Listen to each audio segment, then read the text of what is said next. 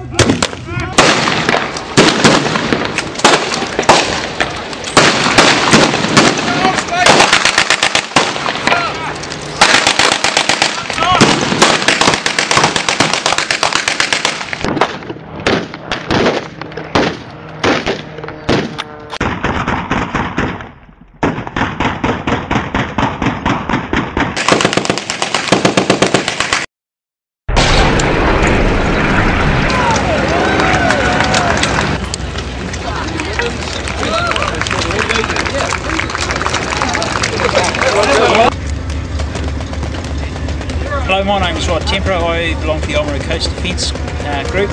We were formed about 15 years ago, firstly to restore the fortifications around Cape Wombrau, which is the port of Oamaru. Since then we've acquired a 25-pounder gun, and many of the group members own their own vehicles.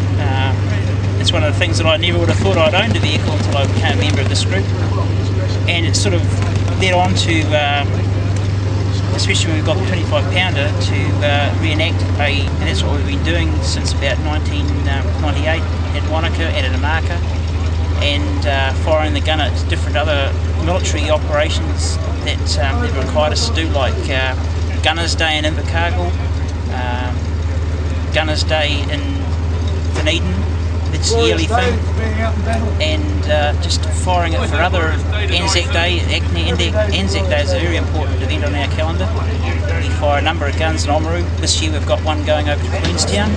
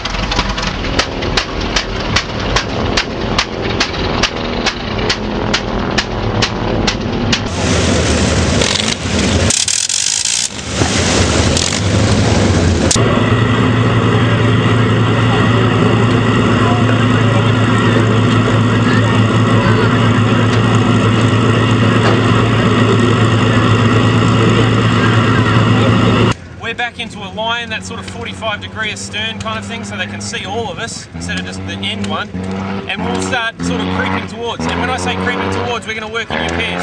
So Sarge, you're going to have to tell these two, just hang behind them a little bit, left up, right up, left up, right up. That's what I want you to do, in your pairs, alright? So one's up, and then the next one run past them down. And I'm talking like, make it 2 or 3 steps, so that we're covered.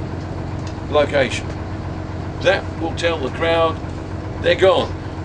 It's alright. Nobody's going to die, okay? Except you, right.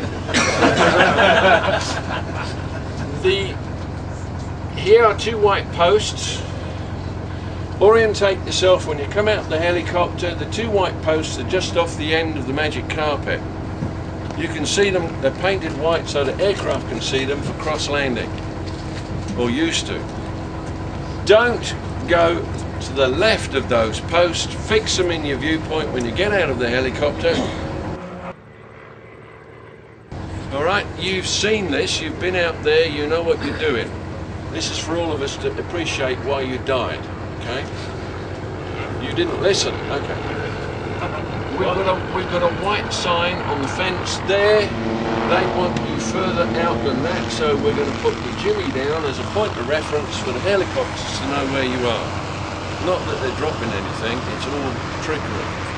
But they want to know where you are so that they can use you, turn, and all this sort of thing.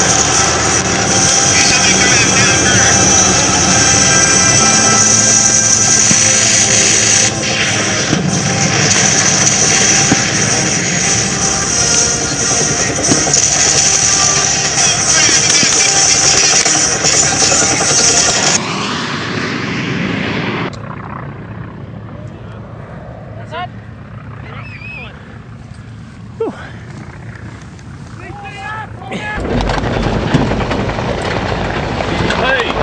Guys, oh, I wish it was a brake loader.